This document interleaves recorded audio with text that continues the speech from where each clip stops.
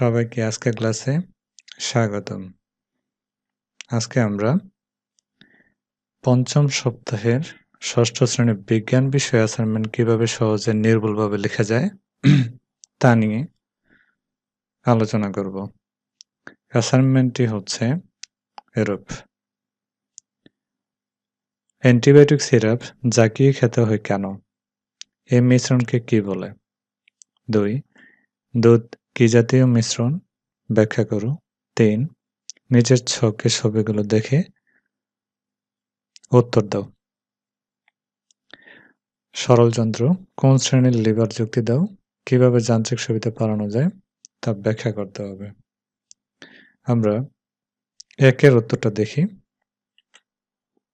1 নং প্রশ্নের উত্তর: অ্যান্টিবায়োটিক সিরাপের উপাদানগুলোর মিশ্রণ হচ্ছে একটি সাসপেনশন। সাসপেনশন হলো কঠিন পদার্থের একটি অসমসত্ব মিশ্রণ। সাসপেনশন কিছুক্ষণ রাখলেই মিশ্রণের দ্রব এবং দ্রাবক আলাদা হয়ে যায় এবং মিশ্রণের মধ্যস্থিত ঔষধের উপাদানগুলো বোতলের নিচের দিকে থিতিয়ে পড়ে। এজন্যই চিকিৎসকেরা অ্যান্টিবায়োটিক সিরাপ প্রেসক্রাইব করলে খাওয়ার পূর্বে জাকিয়ে নিতে বলেন। 2 নং প্রশ্নের উত্তর: দুধ হলো কলয়েড জাতীয় মিশ্রণ। এটি পানি ও চর্বি দিয়ে তৈরি, যেখানে চর্বির কণাগুলো পানিতে দ্রবীভূত না হয়ে ছড়িয়ে থাকে।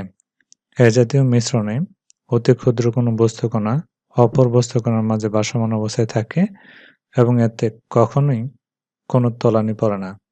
এক্ষেত্রে ভাসমান কণাগুলোর আকার 1 থেকে 1000 ন্যানোমিটার হয়ে থাকে। এখন আমরা 3 নং প্রশ্ন উত্তর দেখব।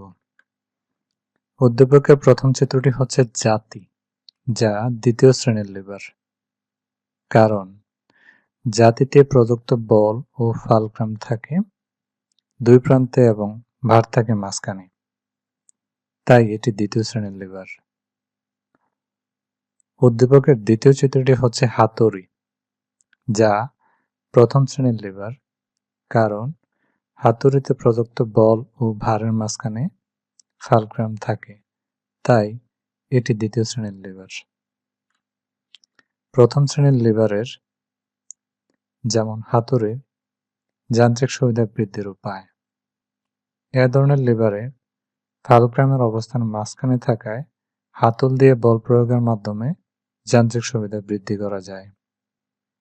দ্বিতীয় শ্রেণীর লিভারের যেমন জাতির যান্ত্রিক সুবিধা বৃদ্ধির উপায়: এ ধরনের লিভারের ভারবাহর দৈর্ঘ্য কমিয়ে বা বলবাহর দৈর্ঘ্য বাড়িয়ে যান্ত্রিক সুবিধা বৃদ্ধি করা যায়।